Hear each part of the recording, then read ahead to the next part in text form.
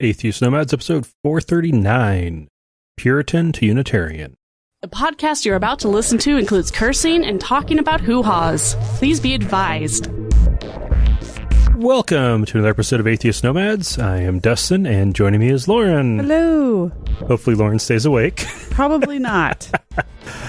All right, so, yeah, for this week's, we're going to be going through how the hell did Unitarians come out of the Puritans? It's like the group that's not even necessarily Christian, and they do sex camps. Or excuse me, sex ed camps. There we go. And yet... That's a big... and maypoles, and yet they came from the Puritans. Like the witch-burning Puritans. Yeah. Best known for burning local witches. Like, that's pretty freaking nuts, but also really makes sense when you consider all of the stories and currents of the time. Mm. And for this, we're going to be starting in the 1500s. So not as far back as we had to go with the last one. And we'll move a little bit quicker through some of the history. But yeah, so it basically, you know, in the 1500s, the Protestant Reformation started. You had Martin Luther nailing the 95 Theses onto the chapel door. And then down in Switzerland, you had John Calvin claiming that, oh, it's all just God's will. God wills it whether you go to heaven or hell, and whether you're saved or not. So no works at all. Like Luther started out basically, you're saved by grace and not by works. So buying indulgences isn't how you get into heaven. It's by believing in Jesus and accepting salvation. And then John Calvin took that a step further to, no, that's believing is actually doing a thing. We can't do anything to get salvation. It has to be God's choice. It's all just God's doing. Well, and if you ask anybody whether they can choose to believe or not, that's usually not up for debate. You can't choose. There are some people who they want to believe and just they can't. That path has been turned off. Yeah, in their brains, which definitely happened. I get it. Which definitely happened to me. Yeah, you wanted to believe. You tried. I really wanted to, and then for one of my classes, I had to read a book written by a Calvinist minister in response to some Catholic book. Didn't read the original book. That wasn't assigned. It was just the response book. And reading through it, it was like, holy crap. Everything I've been taught is that what this guy's saying is wrong. Yeah. But everything about it resonates. Well, at least the first half. Which is, as much as I want to believe, I can't. Yeah. And, yeah, so that definitely helped. So God wills along. it. Yeah. So you've got all that going on in Europe. Frickin' Europe. Then, in Britain... Again, Europe. You've got King Henry VIII. Okay. With his first wife, no children. So he wanted a divorce. So he talked to the Pope about getting... Because you can't have a divorce in the Catholic world. No. So he talked to the Pope about getting it annulled because, yeah, no children. And the Pope said no. She's not holding up her end of the bargain. She was the, I think, cousin of the Holy Roman Emperor. The Pope couldn't piss him off, considering at that time the Holy Roman Emperor ruled over Austria, northern Italy, most of Germany, at least to some extent all of Germany, Belgium. How do you keep track of those cousins, though? I mean... Spain, and almost the entire Western Hemisphere. Right. And had so much silver and gold that they were already destroying the economy and could do whatever the hell they want to destroy it. Like, seriously, the Pope would not want to piss him off. Especially since at that time, England was completely insignificant on the world stage. Right. Who cares about this little egotistical maniac? Yeah. Like, he would have listened more if it had been the King of Sweden. Because at that time, Sweden had a massive army. UK got nada. UK had basically nothing at that time. It wasn't even the UK. Cod pieces. They weren't even the UK yet. Massive cod pieces. It was just England. Yeah. Right. This was even before the union with Scotland. So, Henry VIII couldn't get it annulled by the Pope. So, all right, there's this whole Protestant Reformation thing. Let's go ahead and declare England to be Protestant. Protestants can get divorced. Yeah. And so he gave himself a divorce because he made himself the head of the church. Smart. Replaced the Pope with himself. Selfish. Yep. And smart. Yep. And from there, he did have advisors who were actually intellectuals who were reading up on the Protestant Reformation literature, and they'd been pushing for additional reforms and did get that. And then after his death, when Elizabeth was queen, she did a lot to further the Protestant Reformation in England. Okay. Then a Catholic took over when she died. Yeah. And it was Queen Anne. And then it went back to Protestants. That didn't last long. No. And then you have this group forming who's like, okay, it's great that England has gone through some Reformation, but it's not enough. Protestant progressives, huh? They are still holding on to too much of that Catholic pagan bullshit, and it needs to be purged. The church needs to be purified. Hail Satan. And they started to be called Puritans. Okay. Because they wanted to purify the church. They're puritanical. Puritanical. Yeah. And there were a couple movements for these Puritans because by the time you get into the 1600s, you do have the at least personal union between England and Scotland. And there were movements of English Puritans and Scottish Presbyterians. They started calling the ones in England Congregationalists.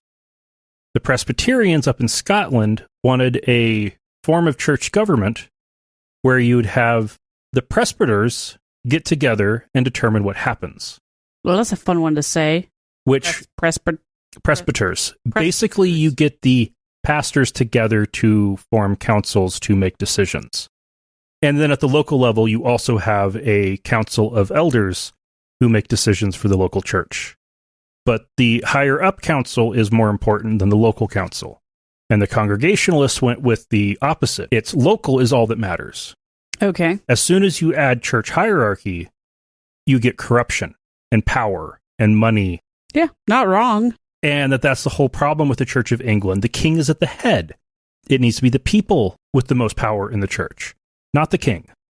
And of course, that didn't go well with the English monarchs who liked being heads of the church. And so some of them got kicked out and had to flee. There was persecution. And a bunch of them moved to the Netherlands, to where there was more religious toleration. More religious tolerance for the intolerant? Okay, there was more tolerance for religious dissenters. Okay. And that group of Puritans, most of whom were actually separatists, because that was another splitting that was starting to happen around that time. The Puritans versus the Separatists within the Congregationalists. The Puritans wanted to purify the Anglican Church. They didn't want to leave the Anglican Church. They just wanted to keep pushing the Reformation forward. Okay. Then you had the Separatists who determined the Anglican Church was just Catholic light and basically as bad as Catholicism and wanted to have nothing to do with them. Okay. They wanted to separate. They also were called at sometimes independents. If you find the term independent church in Wales, they're probably Congregationalist. Oh, okay. Not a non-denominational, crazy evangelical church. Yeah, they use different keywords. Yes, they do. So, but this group of separatists, not really Puritans, they were more separatists that found themselves in Holland. They managed to get approval to try to set up a colony and boarded the Mayflower, picked up some adventurers. Adventure! And by that point had two of your ancestors and one of my ancestors on board. Hooray! And set up the Plymouth Plantation, which in its charter had the church, and the people were all part of the church. Over the next several decades, Puritanism and separatism started to just be called Puritanism was the law of the land throughout New England, complete with burning witches, making people caught in adultery wear scarlet letters, banning the celebration of Christmas. Real fun time. Yeah. They wanted everybody to be acting pure because that was how they would get the Lord's grace. And they had very set rules because they were Protestants and they were Calvinists. So they had major debates on whether or not it was even worth doing missionary work. Because if people aren't already baptized, then how is it that God could have chosen them? Right. And they did infant baptism. And to be baptized as an infant, your parents had to also be baptized in the church. Right. It's pretty self-limiting in that regard. But they did decide, let's go ahead and do some missionary work, and they went out to the native tribes and actually established 30 churches among the local tribes at a time when there was about 80 churches among the English settlers. Okay. Meanwhile, back in England, the Congregationalists were becoming friends with the growing merchant class, Parliament, and getting really buddy-buddy with the Scottish Presbyterians. And they all joined up together for the English Civil War, when they overthrew the king and established the Protectorate, which was Oliver Cromwell's theocratic military dictatorship. That didn't last very long, and after about 10 years, the son of the king that they executed was put on the throne. And not long after that was the Glorious Revolution, when instead of having a Catholic on the throne, they brought William and Mary over from the Netherlands. Oh, okay. To be king and queen of England. Okay. Co-sovereigns. The only time England has had co-sovereigns. Oh, they had equal power? The two of them? They both had equal power. Cool. She had the... Mary, Queen of Scots? Was that where that's... No. No, that's somebody else. They were descended from Mary. She was like their great-grandmother. Both of theirs great-grandmother. Right, because they're all freaking related. Yeah. But Mary she had a claim to the throne by birthright. William did not really. But had a penis, so therefore. But he was a really great Protestant, and they wanted a really great Protestant. Okay. So qualifications. Male. Protestant. Have a penis. And that's where... Bonus. Married to somebody with a birthright. Okay. Yep. Legitimacy there. And so when they came over, that's where Orange and Protestant became linked, specifically with the English colonization of Ireland, where English Protestants were encouraged to immigrate to Ireland. Orange. And you have the Orange Catholics the Orange Irish versus the Green Irish. Oh. The Orange is tied with William of Orange and Protestantism, and green is the traditional color for Ireland and thus Catholicism. Oh, okay. News to me. I never learned any of this stuff. If we flip back through that time period, that's cool though. With what was going on in New England, the colonies in New England, specifically Massachusetts, by which point had the Massachusetts Bay Colony and Plymouth Plantation had merged. The Massachusetts colony was stripped right before the Civil War, was stripped of its colonial charter and forcibly merged with New York and New Jersey to form the Dominion of New England. Then, and at that time, the Anglican governor that was put in charge took away some of the rules, like to vote, you had to be a member in good standing in a congregational church, because that doesn't make sense. Doesn't it, though? Wait, were there Congregationalists there? Or were they mostly Puritan? The Puritans were Congregationalists. Oh, right. They were. And by that point, they'd stopped calling themselves Puritans and were just calling themselves Congregationalists. Oh, okay. Again. They had given up on purifying the Church of England in the New World, right, and wanted just to be their own thing. And so that rule was taken away. And a lot of the privileges the church had got taken away. This really infuriated the people in Massachusetts because they wanted a say in how things were run. They got to run their churches, and they wanted to be able to use that to run the state because they didn't have any control in the state because the king got to appoint the governor. Oh, right. So they wanted local self-rule. So it's starting to sound a little familiar here. And a lot of those concepts were being developed in the Congregationalist church that would later be some of the founding principles for the United States. Yeah. During the English Civil War, of course, there were Congregationalists running England and thus in control of the colonies. Nothing happened during that time period because England was in a state of utter terror. It was after the monarchy was restored, the Dominion of New England was broken up and Massachusetts got its charter back. So they were happy. Okay. Congregationalism got a big hit, had taken a couple big hits there, both in England, literally major hits in terms of winning a war and then being destroyed in a war, while in New England, they just lost some of their political power. Okay. They also then, from then on, were getting governors appointed by the king and not able to choose their own. So they lost even more power. Yeah.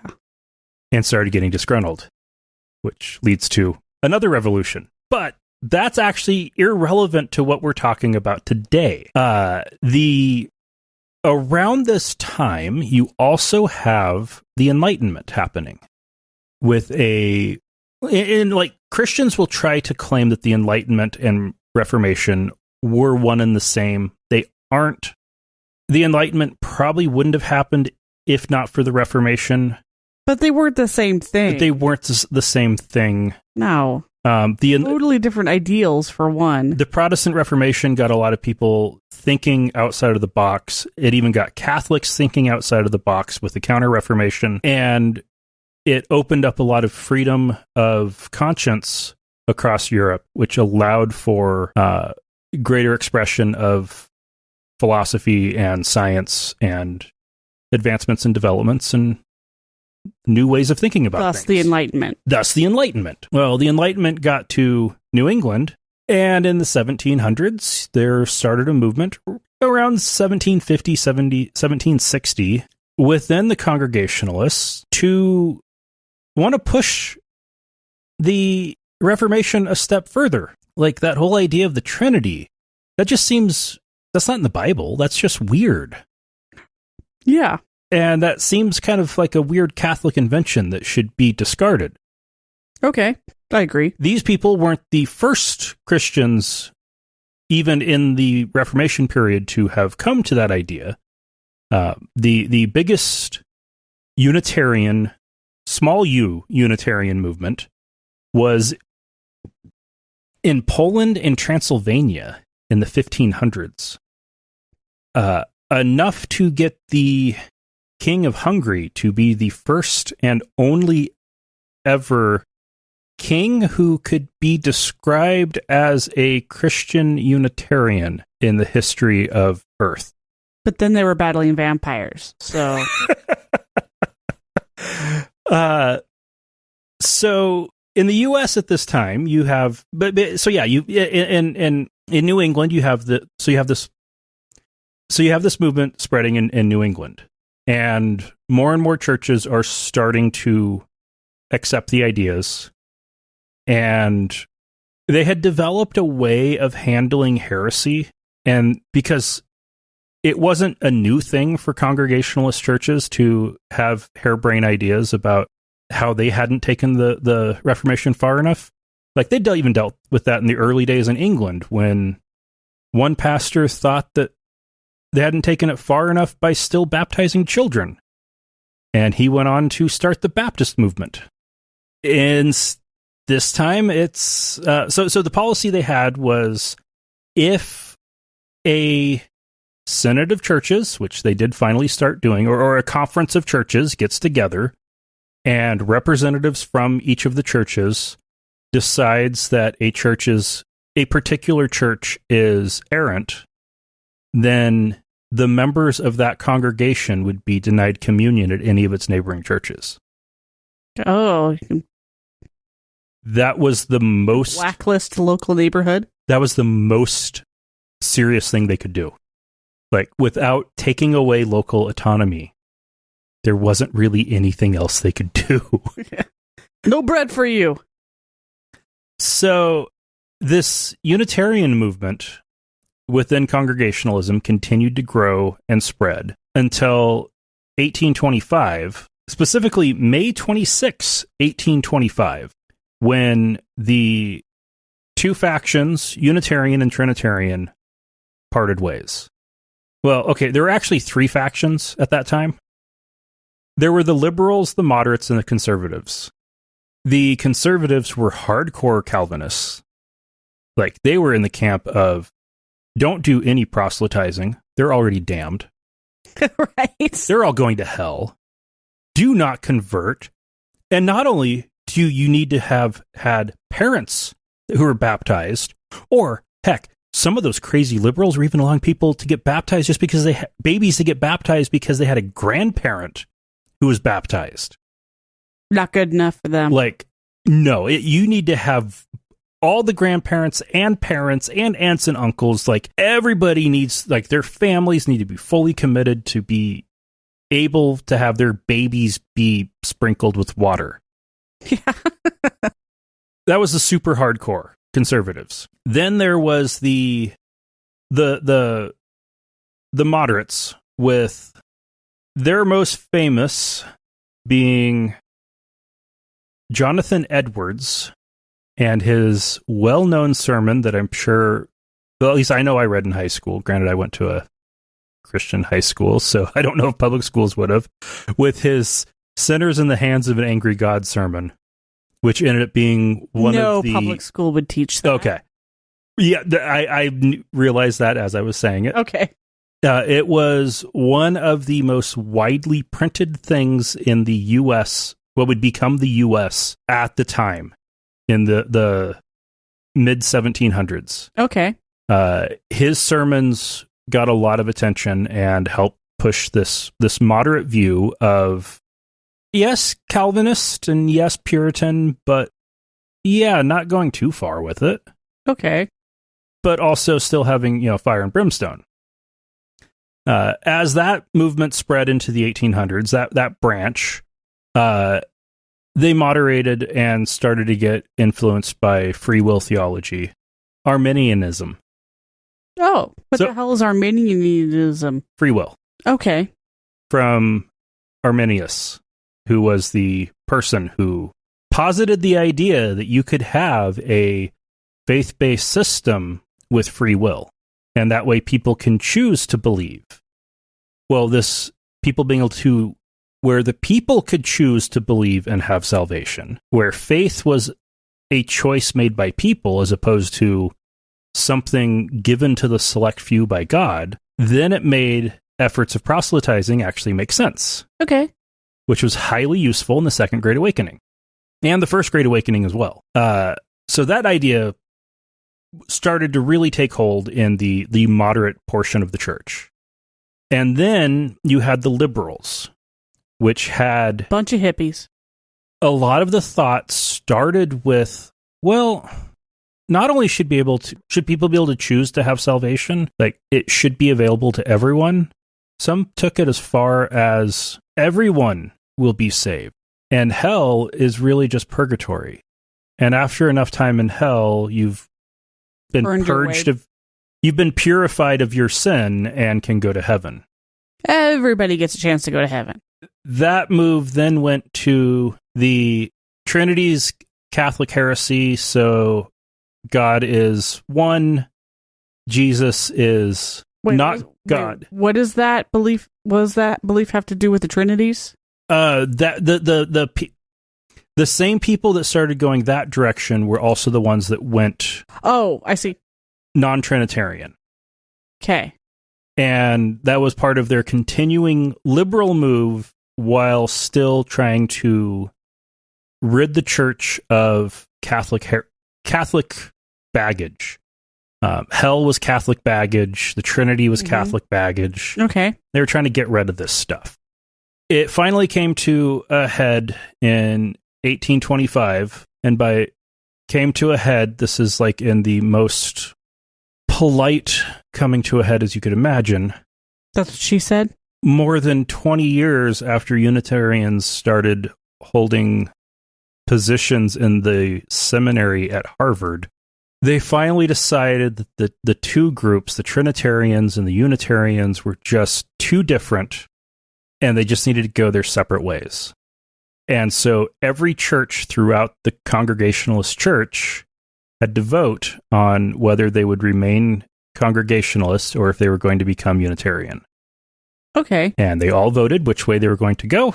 And Unitarians were born. And the Unitarians were born out of a minority of the Congregationalist churches. So when I was taught that John Adams was a Unitarian, he held Unitarian beliefs, but he could not have actually been a Unitarian because Unitarians didn't split off from the church until the 1800s. Correct? You know how it is when you have you grow up in a certain a group. They're like, hey, here's a list of famous people who share our beliefs. John Adams and his son were always on that list. John Quincy Adams would have been a member of a church that was a part of the liberal Congregationalists. American Unitarian Association. Oh, okay. Oh, wait, yeah, it was John Quincy Adams, not John Adams. John Adams would have been a member of a Congregationalist church. I have seen him on lists as a Unitarian. I've also seen him on list as a deist, and I've seen him on list as a Congregationalist. And at that point, that they were all the same thing anyway. Yeah. Okay. It would be kind of on par with calling William Miller a Seventh-day Adventist. He wasn't ever part of that organization. He was, but was linked to what would become it. Okay. That makes sense. Thank you. John Quincy Adams absolutely was a Unitarian. Okay. Yes.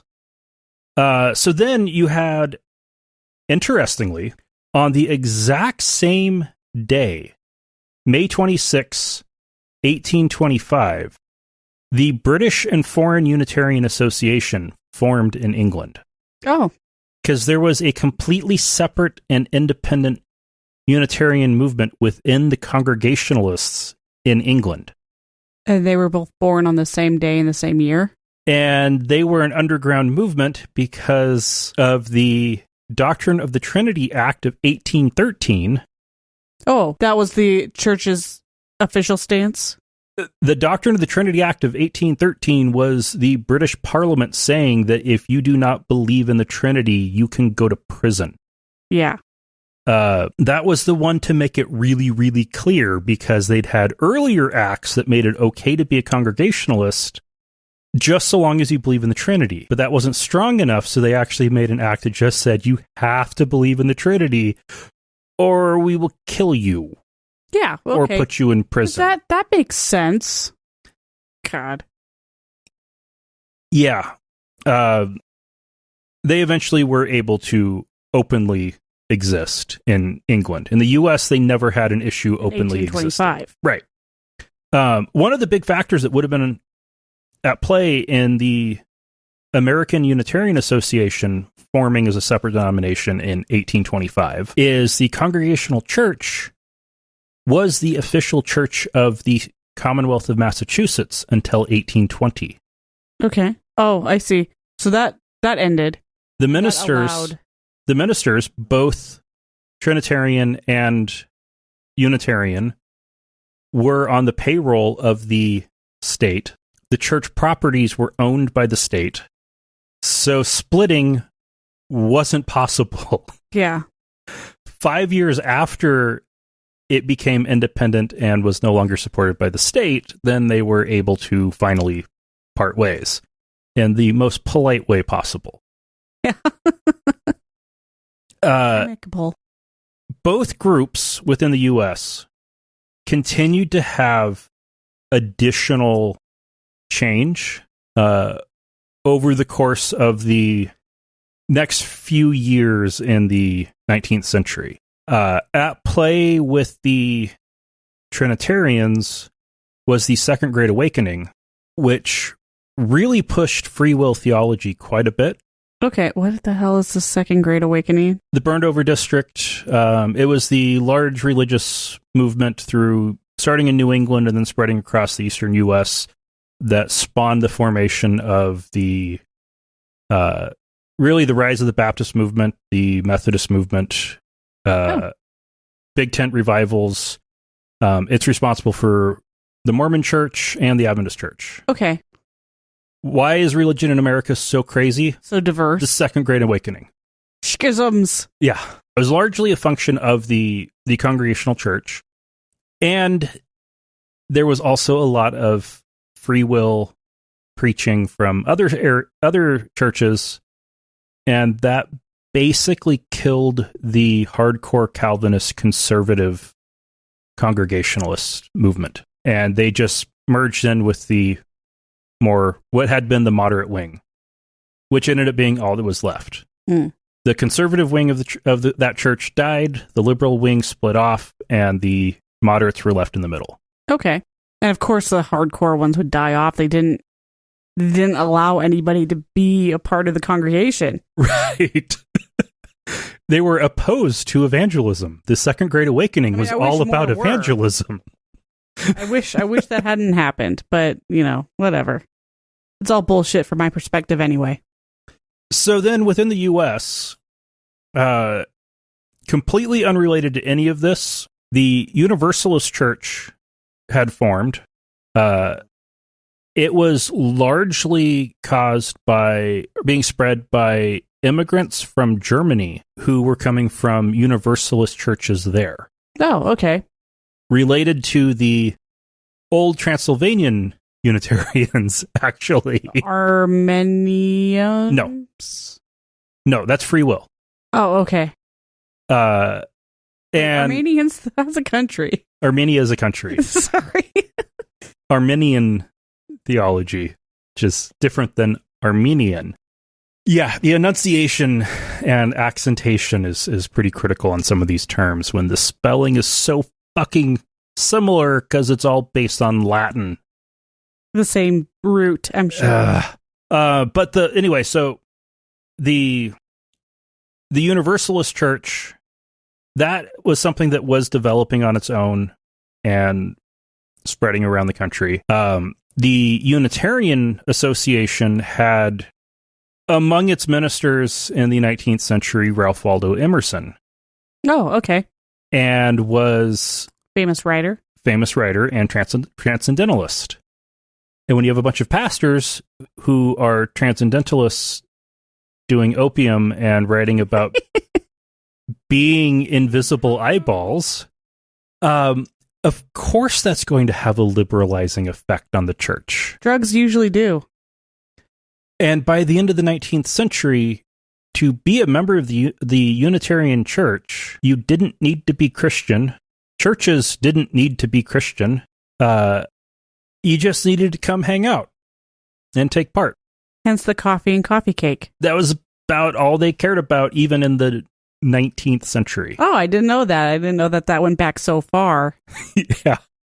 That they really just wanted to get together, get high, and talk about philosophy. Now, there was definitely variation because they were still Congregationalists in that their form of government was ruled by the local church. Yeah. I believe that still holds through to today, that each Unitarian Universalist fellowship is largely independent while being part of a larger association. Yeah. In 1961, the American Unitarian Association and the Universalist Church of America officially merged, which actually required special acts of the legislatures of the Commonwealth of Massachusetts and the state of New York to deal with the way their very, very, very old legal documents were handled.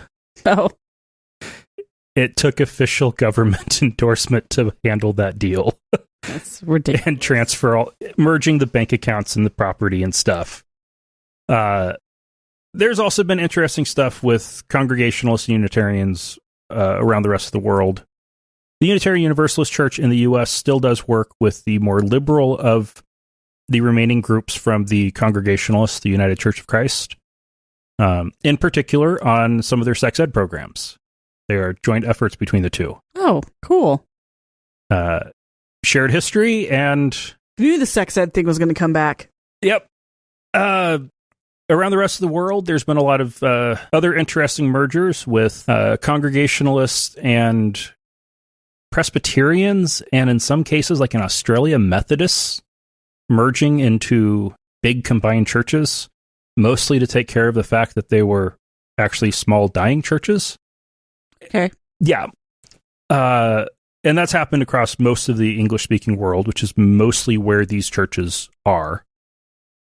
Unitarians and Universalists around the world have also largely merged, although not necessarily being connected across national lines. Like the Canadian...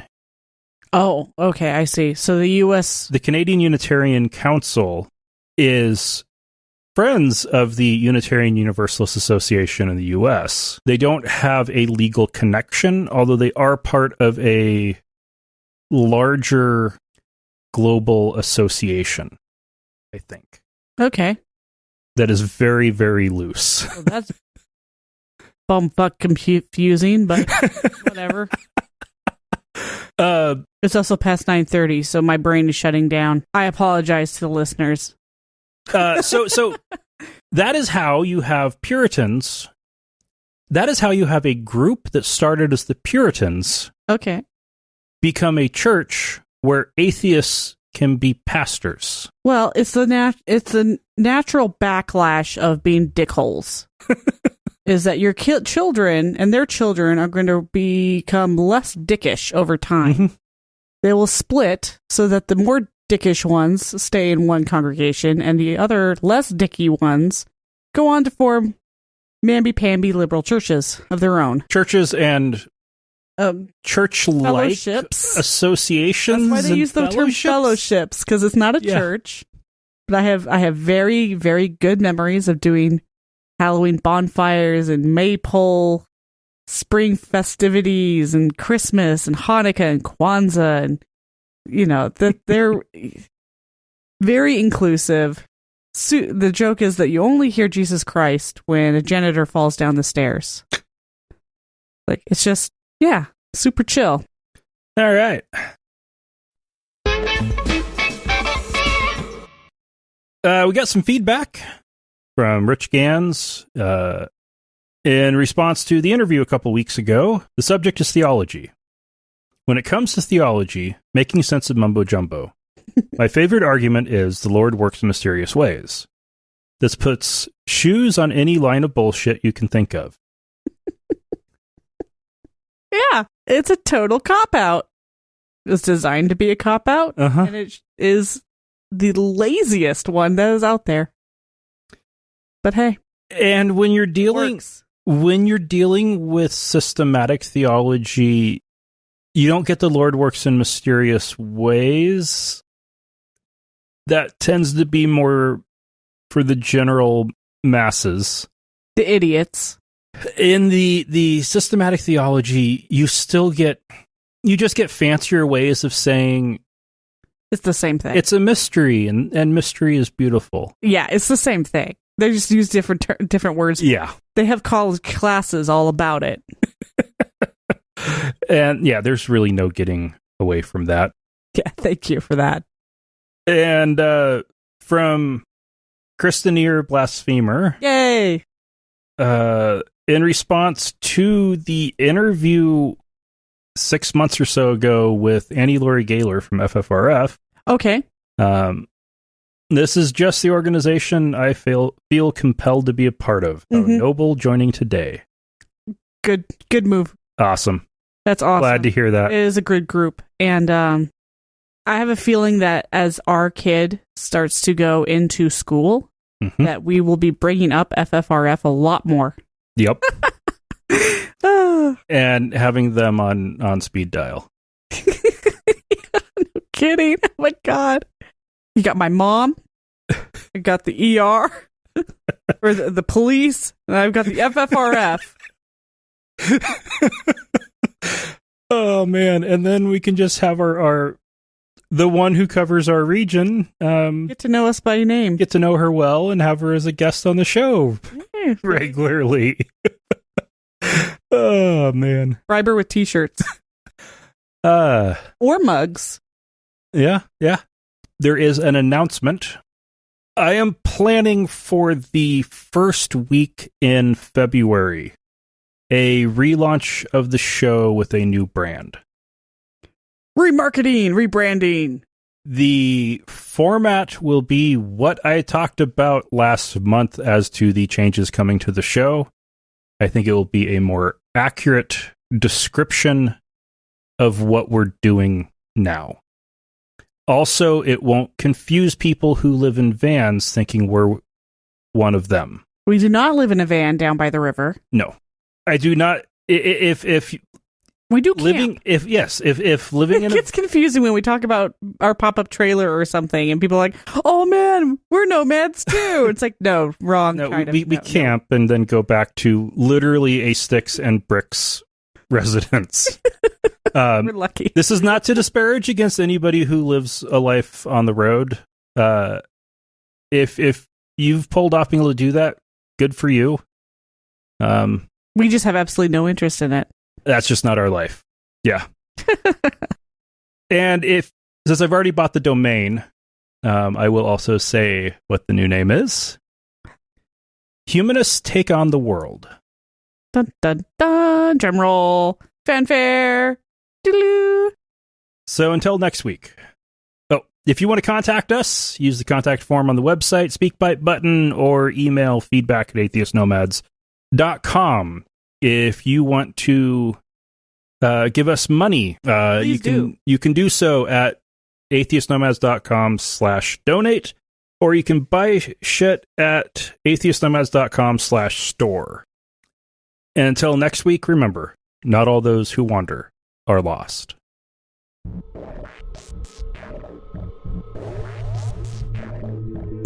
Thank you for listening to another episode of Atheist Nomads. You can find show notes and contact information at atheistnomads.com.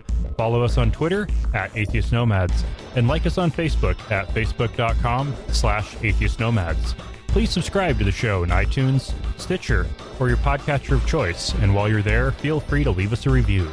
Theme music is courtesy of Sturdy Fred. Until next time, this has been the Atheist Nomads.